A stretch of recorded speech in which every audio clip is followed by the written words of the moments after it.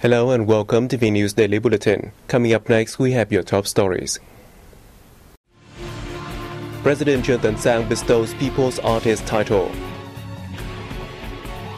Vietnam's civil aviation sector celebrates 60th anniversary. Efforts to help students communicate well in English.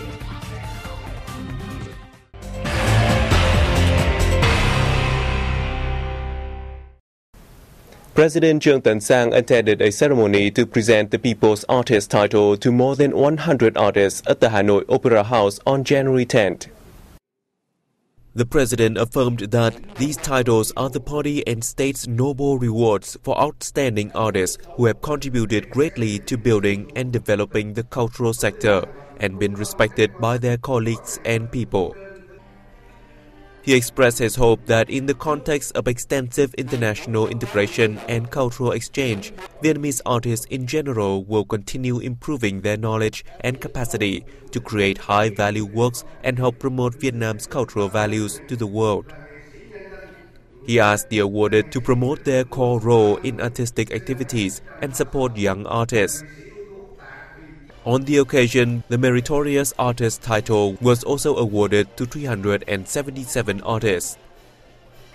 Earlier, 265 artists had been honored with the People's Artist title and 1,602 with the Meritorious Artist title in the fields of music, film, architecture, dance, fine arts, photography, theatre, folk culture, literature and broadcasting. Vietnam's civil aviation sector celebrated the 60th anniversary of its establishment in Hanoi on January 10th. Let's take a look. The civil aviation sector is currently managing 22 airports, of which 21 are operational and 9 are international airports. Deputy Prime Minister Hoàng Trung Hải praised the achievements the sector has achieved over the last 60 years. He asked it to further innovate to grow more robustly in the future. Over the past years, although the aviation industry has made various progresses, shortcomings remain, the Deputy Prime Minister said, citing overload at airports as an example. He asked the sector to make greater efforts to rank among ASEAN's top 4 aviation markets, further upgrade airports, improve service quality, and enhance international competitiveness. On behalf of the party and state leaders, Vice National Assembly Chairwoman Nguyễn Thị Kim Ngân awarded the sector the first-class labor order for the contributions it has made to national development. A volunteer campaign to support disadvantaged people on the occasion of the upcoming Lunar New Year festival officially kicked off in Ho Chi Minh City on January 10th.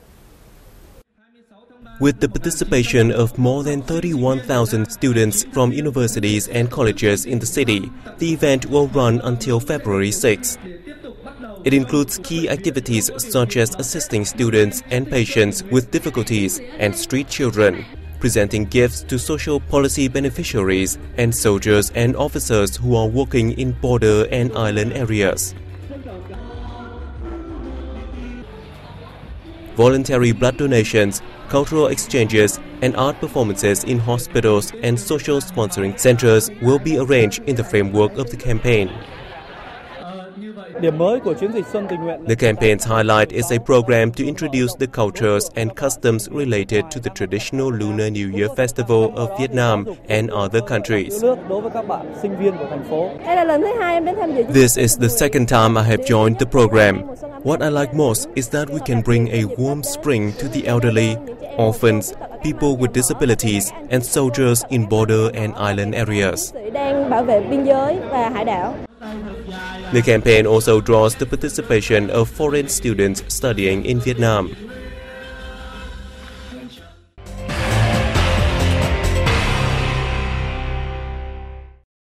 The Electricity of Vietnam Group said it will put power plants with a combined capacity of 3,500 megawatt into operation this year, raising its total capacity to 42,300 megawatt. The Electricity of Vietnam Group said this year the commercial electricity output is expected to expand by 11 to 12% over 2015. The group now can meet only 40% of the country's demand, and the rate is forecast to be on the downward trend during the 2016-2020 period. Last year's unfavorable weather conditions, especially prolonged droughts caused by El Nino, led to water shortage and cut the group's hydroelectricity output. It is forecast droughts will continue until the first half of this year, making it harder for power generation. In 2015, the average use of electricity per capita was 1,536 kilowatt-hour per annum, up 56% over 2010. Port operator Saigon Newport Corporation said it hopes to handle 80.6 million tons of cargo this year, 13% higher than last year. Cát Lái, Phú Hữu, and Hiệp Phước ports are expected to handle 86% of all cargo passing through Ho Chi Minh City. The corporation's revenues are forecast to top roughly $703.5 million this year, up from $664.05 million last year. Last year, cargo volumes via Cát Lái and Hiệp Phước ports rose by 9.8% to 52.5 million tons. At the Cái Mép Thị Vải Port Complex, they grew 11.3% to 14.36 million tons. Last year, pre-tax profit was $80.94 million. The Vietnam National Coal and Mineral Industries Group expects to rake in a turnover of around $4.8 billion this year, along with an average salary of $404 per worker. VNA planned to mine 39.87 million tons of coal while consuming 38 million tons. Last year, VNA's turnover reached $4.68 billion, posting a year-on-year rise of 3%. Of the sum, turnover from coal production was $2.38 billion, with estimated profits of $22.2 million. The company contributed 12.5 trillion Vietnam dong, or $556 million to the state budget, 8% higher tax revenues than in 2014. The group employed 124,400 laborers last year, at an average salary of 8.6 million Vietnam dong per month, an increase of 2.5% from the previous year.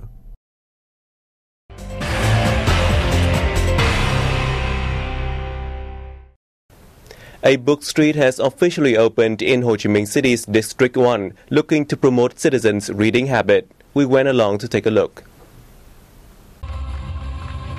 The street is a project co-developed by the Municipal Department of Information and Communications and the Vietnam Publishers Association. The 144-meter pedestrian street features 20 bookstores and space for discussions and exchanges among publishers, authors, and readers. Areas for books and newspaper exhibitions and the exchange of rare publications are also marked out.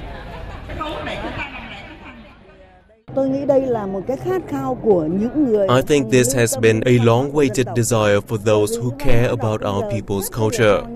Because our reading habit is slowly fading away, we need to create a context where reading can be attractive to young people.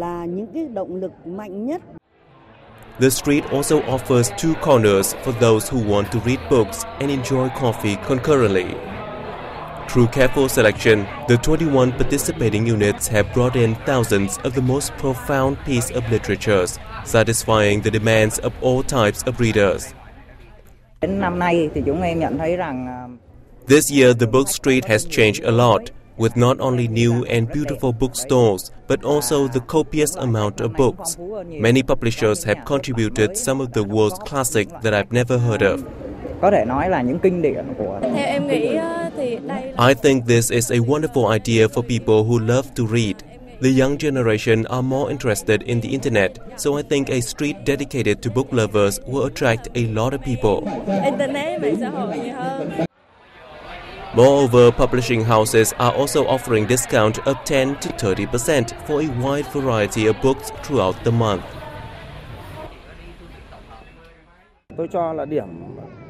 I think the book street is an ideal cultural rendezvous. particularly the reading culture, as it can educate young people on our most beautiful values and inspire them towards positive activities. From now to February 8, the street will host a display on literary works and poems created during wartime and an exhibition on modern and old newspapers and magazines. Language barrier has been considered a lingering problem for Vietnam's workforce in the context of international integration. In order to address this issue, the education sector is implementing a new plan to help students communicate well in English. On December 31, 2015, the ASEAN Economic Community was officially formed, giving new impetus to a community of over 630 million people. This move is expected to create both opportunities and challenges for Vietnam's workforce.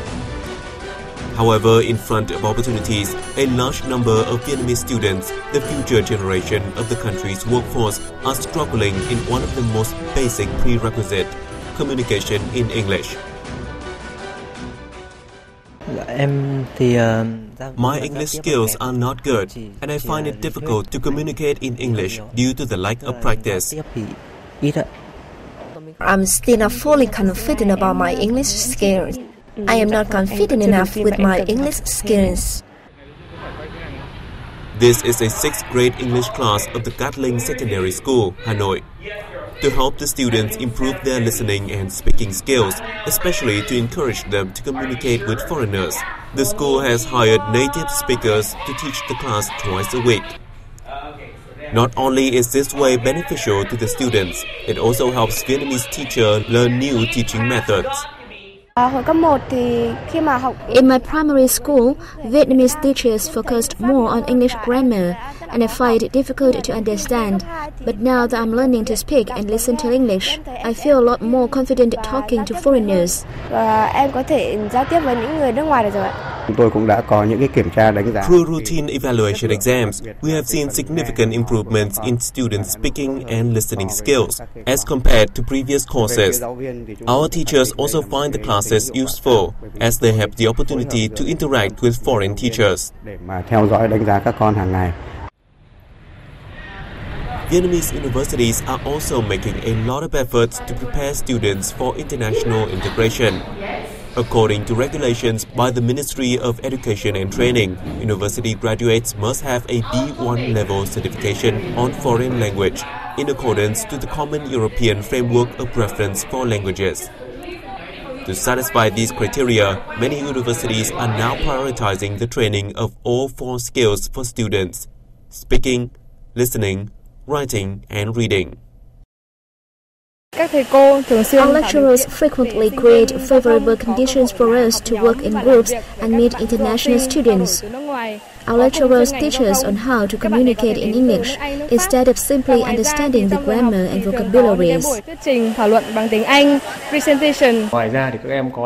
Foreign language skills are one of the criteria to evaluate the training quality of our university. To effectively implement this, we have revised our curriculum on the basis of ensuring graduates have a B1 level qualification certificate. To do so, we have divided the course into 3 classes: A1, A2, and B1. Students must complete A1 and A2 before attending B1. Yet changes in foreign languages courses have only been made in big cities where investments can be afforded. As for rural areas, the number of qualified teachers remains low, resulting in a severe lack of environment for students to communicate in English. At this point, it appears that the language barrier still exists as one of the biggest challenges for young Vietnamese. And that was the end of our news bulletin. Thank you for your attention. For more information, please log on to our website at www.vietnamplus.vn. We'll see you soon.